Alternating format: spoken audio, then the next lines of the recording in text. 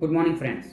मैं doctor वितराग Shah, physician और ICU specialist. आज हम बात करेंगे एंटीबायोटिक कब यूज़ नहीं करनी चाहिए। ऐसी कई कंडीशन है जिसमें आम आदमी अपने आप रिपोर्ट देख के या अपने आप सिम्टम्स को गूगल करके एंटीबायोटिक स्टार्ट कर देते हैं। तो ऐसी कंडीशन में एंटीबायोटिक का यूज़ हम अवॉइड करेंगे जैसे ज़रूरत नहीं है और एंटीबायोटिक नहीं लेंगे तो एंटीबायोटिक का रेजिस्टेंस कम करने में हम पूरे कम्युनिटी की हेल्प करेंगे।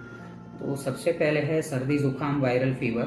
तो पहले 2 से 3 दिन में हल्का सा बुखार सर्दी जुकाम होना वो एंटीबायोटिक की रिक्वायरमेंट नहीं है, एंटीबायोटिक लेने का इंडिकेशन नहीं है।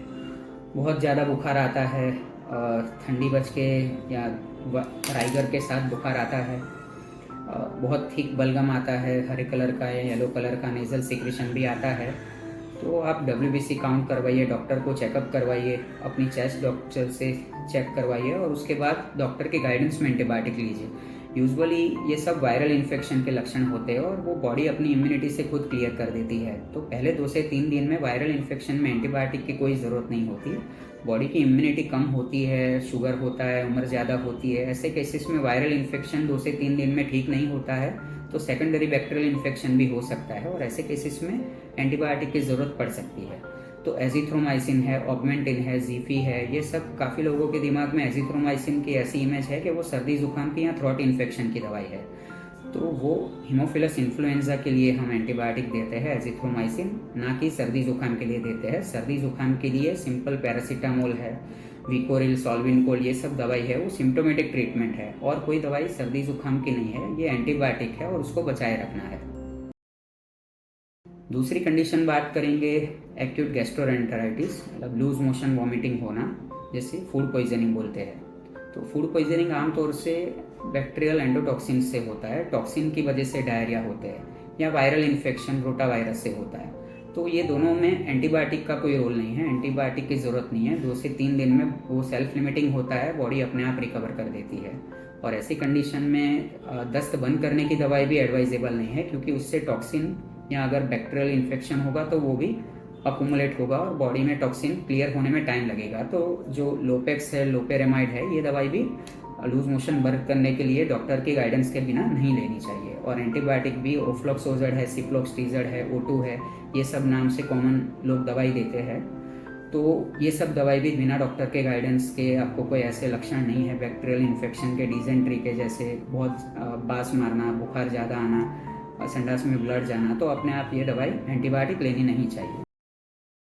और तीसरी कंडीशन है एसिम्टोमेटिक बैक्टीरिया।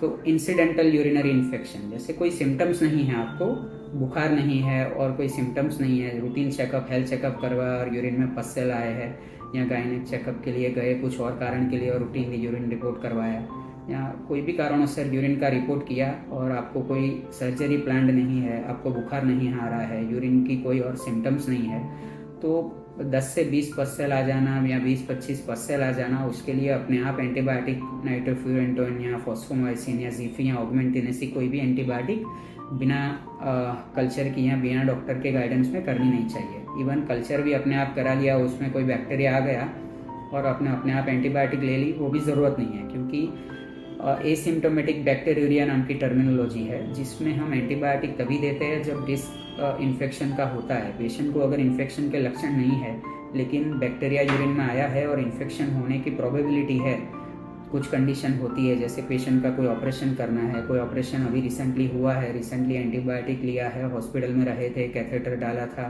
ये सब चीज़ों को ध्यान में रखते हुए एंटीबायोटिक हम देते हैं। लेकिन चलते फिरते हेल्दी आप इंसान है, कोई सिम्टम्स नहीं है, बुखार नहीं है, कभी कोई एंटीबायोटिक लिया नहीं है और रूटीन चेकअप में यूरिन में अगर 15 पस्सेल आ गए, तो लेडीज़ में 10 से ज़्यादा पस्सेल होना वो एबनॉर्मल नहीं है, वो हो सकता है। उसके लिए आप पानी ज़्यादा पीजिए, पेशाब रोक के मत रखिए और हाइजीन मेंटेन रखिए।